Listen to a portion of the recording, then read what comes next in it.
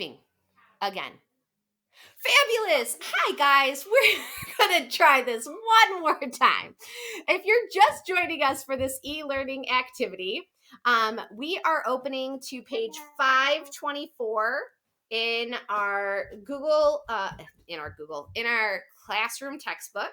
It is page 524 right there. And we're talking about the Constitution. I just had mentioned that on the worksheet that you're given, it's broken into 3 days, the first day being Tuesday, and it asks you for question 1, what is the purpose to the preamble? And if you see right here in the brown section, it reads about the preamble, and in the white section, it actually tells you in kind of current day speak what this is. So, this is kind of 2000 language. This is like 1700s language. So you'll have to use both to answer the questions on the document. All right. Now, we're moving on past the preamble. That's where I left off for everybody actually in this classroom right now. All right, so after we get past the preamble, it's Article 1. The Constitution is actually broken into several articles. Articles are sections that specifically talk about one thing. So, Article 1 is all about the legislative branch, okay?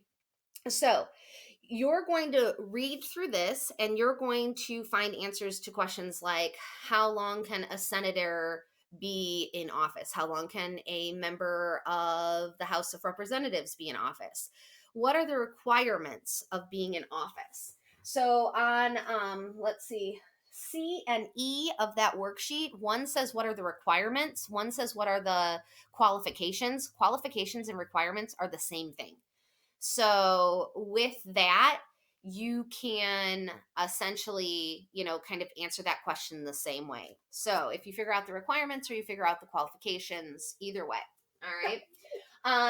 Now, as we go through just a little bit, the legislative branch is all about Congress. Congress is broken into our groups, the House of Representatives and the Senate.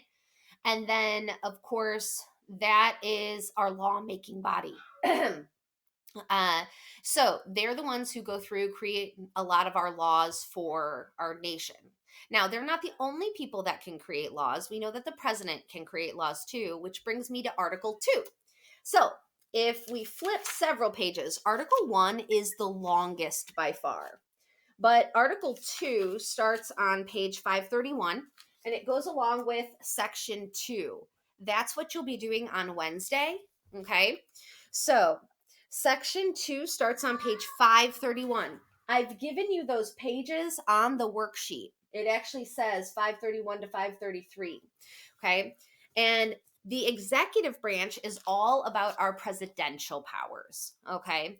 So anything that our president has the power to do. Some of the things that actually I would love to post this question and you guys can answer using the little box. What are some of the things that the president can do? Do you guys know? Anybody? Maybe not. But if you don't know, it's listed in Article 2 here. And explains how we get the president, the vice president, the electoral college. Ooh, now the electoral college, that's a tricky one. That is something I will actually share a video about. And because that would be a whole lesson of I'd need a dry erase board for that one. So with that, the electoral college explains how that works. It explains the qualifications, what happens if in fact their president can no longer be the president. So what happens if by chance he is killed or murdered or something like that. It talks about his compensation. Compensation is how much a person gets paid. And do remember that you'll be looking at both sides. Okay. Then it goes to Article 3. Article 3 of the Constitution talks about our next branch, which is our judicial branch, because we have our 3 branches of government, right? We have we'll start with legislative, executive, and judicial. So we have our 3 branches, okay? Article 3 is our judicial branch. Okay. That's going to be all about the courts, the judges, how we get our Supreme Court justices as well. that is also in section 3 on Wednesday, e-learning. Okay. It says things like, what is the name of the nation's highest court? Maybe you already know that, okay, off the top of your head. The next one, how long can those Supreme Court judges stay in office? Well, I would like you to do this now, okay? You're going to look at page 533, okay, in your textbook, and kind of determine how long do you think these judicial judges can stay in office. So start at page 533 and let's see if we can maybe come up with the answer. We can post it on our little feed here. Miss Williams will let me know if anybody has come up with the right answer. Practice using that brown area or tan area, and then along with the white area for Article 3. And again, that starts on page 533 and goes through 534 as well. So, Miss Williams, how are we doing? Anybody coming up with an answer yet? Not yet. Not yet. I know, online classes, it's a little bit different than being in person.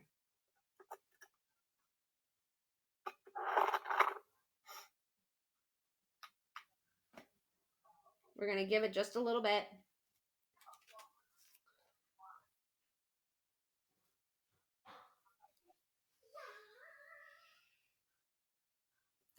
I apologize for my kids in the background because my mic is not muted. You might hear them like screaming or playing.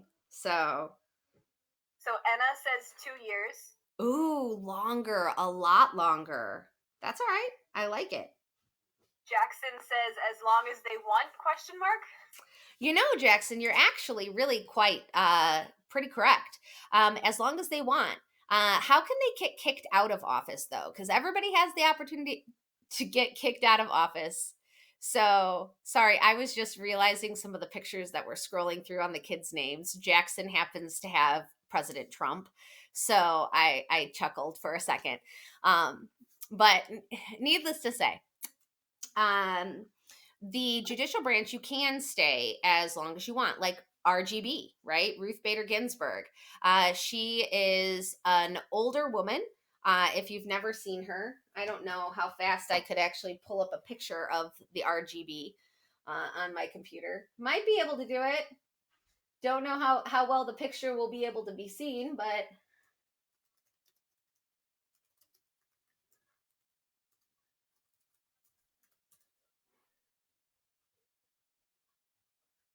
let's see if I can make it bigger. Oh, there we go. There is a good picture of the RGB right there. Ruth Bader Ginsburg. She's a member of our Supreme Court. Just in general, she has been there as long as she has wanted to be. She is a Democrat on that board. She is known for being very liberal, not necessarily super conservative, fighting for women's rights and things along those lines. If you look at our I'm laughing because my husband is doing silent, like yelling at my children in the background. Thank you, honey. If you look, we can pull up a picture of our Supreme Court justice.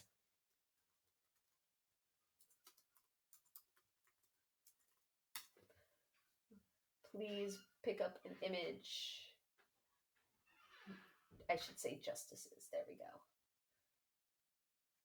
Really? Supreme Court justices not found? How? Ah, there we go. All right, so I am not sure that this is the new, that is not the newest picture. I don't even think that's the newest picture, but doing it on the fly, it's not always perfect. So this is our Supreme Court justice right up here. You can see some of them are older, some of them are younger. The gentleman sitting in the middle chair is Justice John Roberts. He is the head Supreme Court justice. Basically, he's the one who breaks all the ties. Because you'll notice that there are an uneven number of justices. That's because we need an uneven number. It wasn't always that way. In the original Constitution, they actually had 6. That didn't work well for breaking ties or when people were, essentially like having to come up with a determining, is this right, is this wrong, and you had 3 and 3. So they actually added more justices throughout a period of time. So again, like Jackson said, you can be on there as long as you want. Until what, though?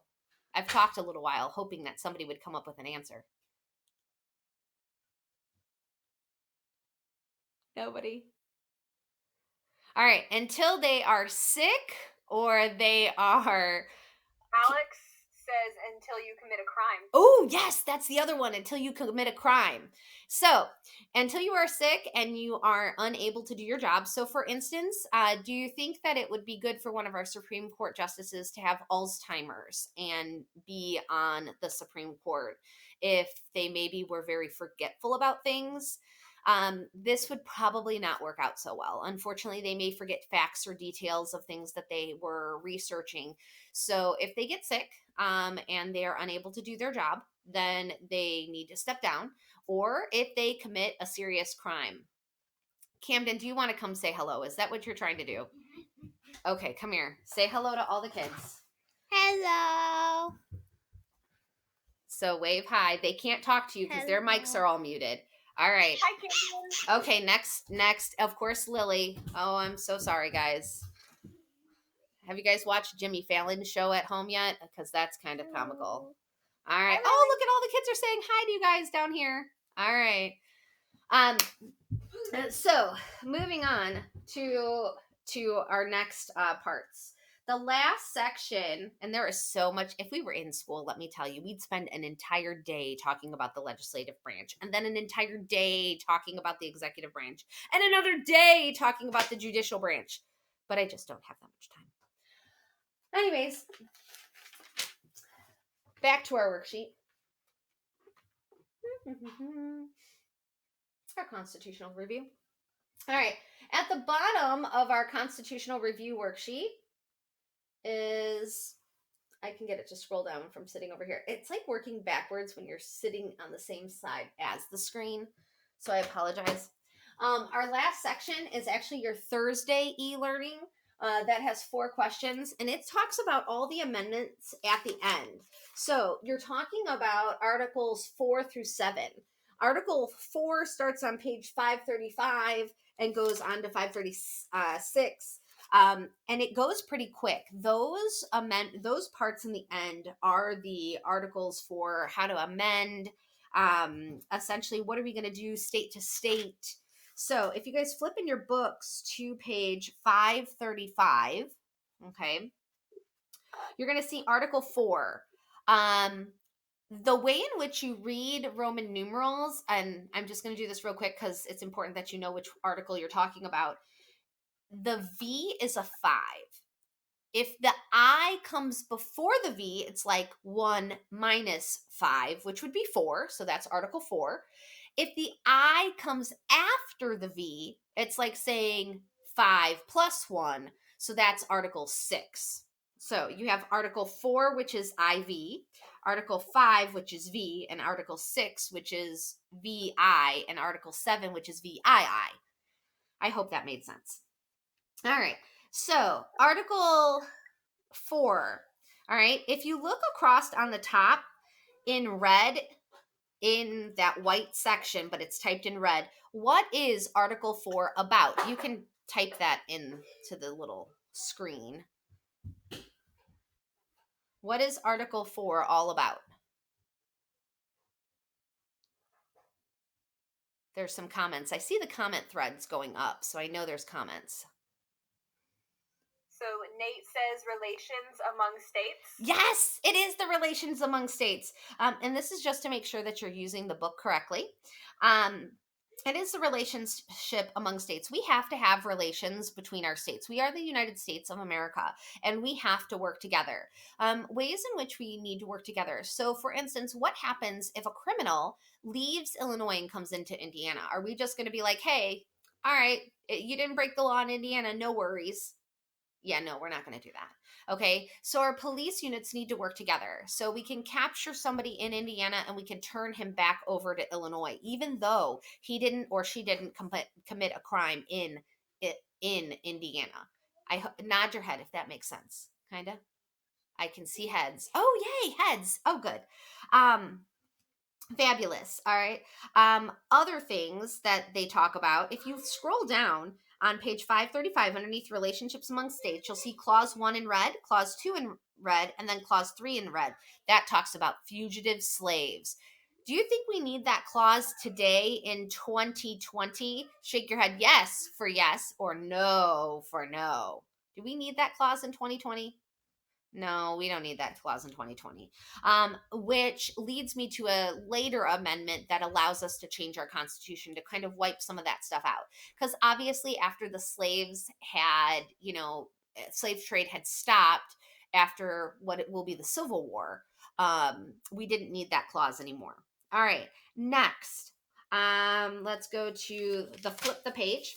Article 5. Now I'm on page 536. Article 5 provides provisions for amendments. Okay. What is an amendment, do you think? Type it into your screen. What's an amendment?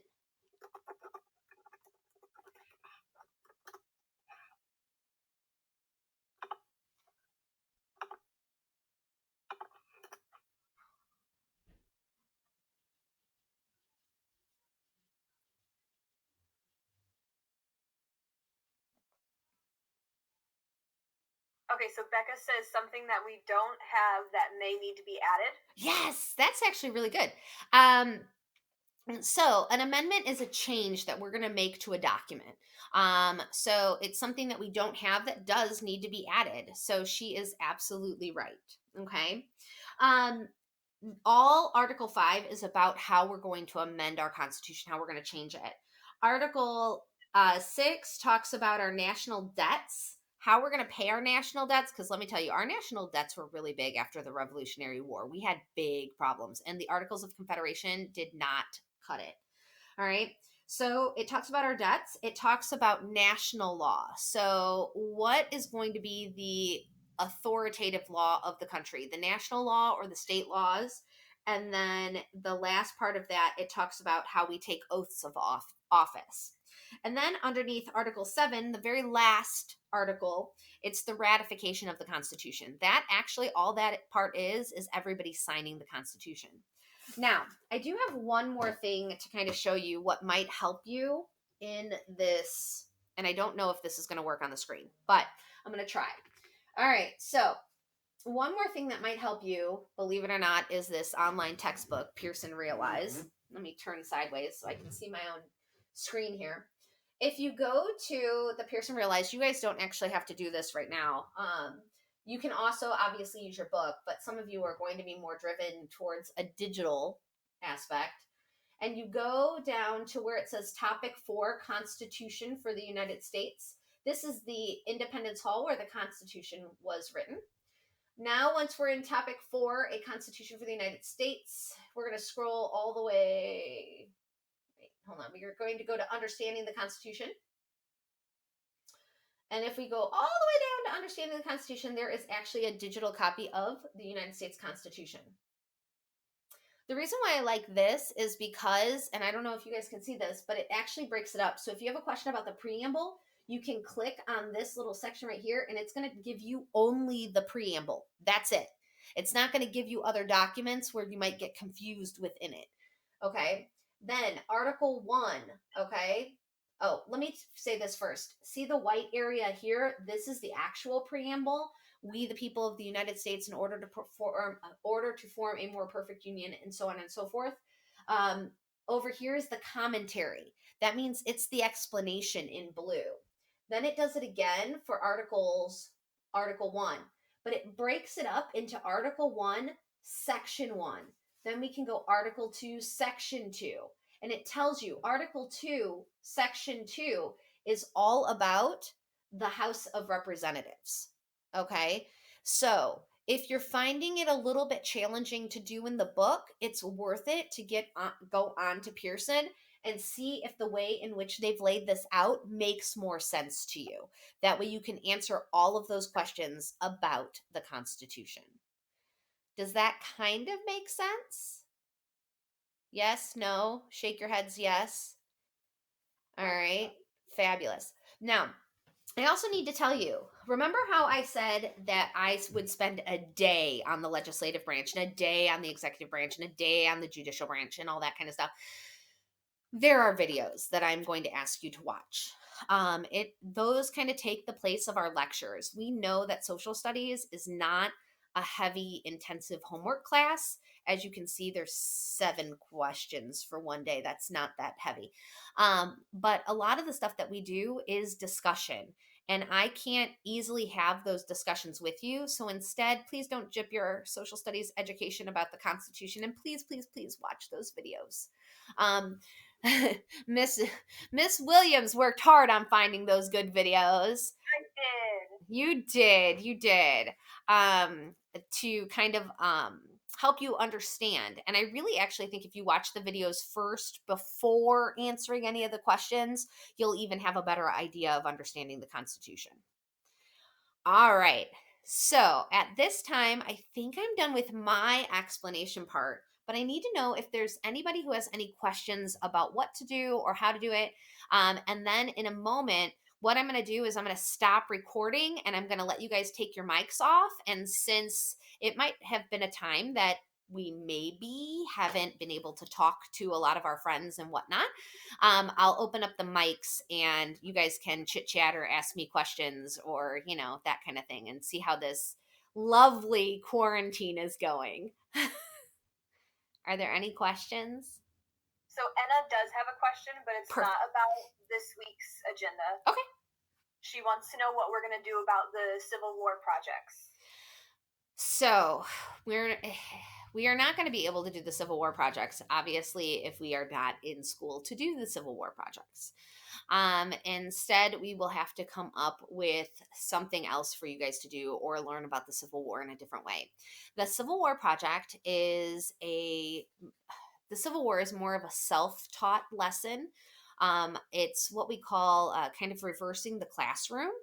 So instead of me getting up and teaching and standing and lecturing and you guys listening, a lot of the Civil War projects are self-driven. They're student educational driven. So if you have a question about the Civil War, you're going to go research it and you're going to write about it and you're going to find out more information on it. And you guys all kind of become these like experts in certain areas, and then we share that information during the project. But we're going to have to relook at that and see if there's another way we can go about learning about the Civil War. It may be much more like what we normally do in class. But hey, maybe we'll get to go back to school. So that's what I'm hoping for. All right. Any other questions? Not so far. All right. Then I'm going to stop my video here. I'm going to stop it for a sec. That way we can... I swear I'm stopping it. Watch, I had just... You guys can undo your mics if you would like to talk to each other. I put on When I say hi? Hi to whoever that is.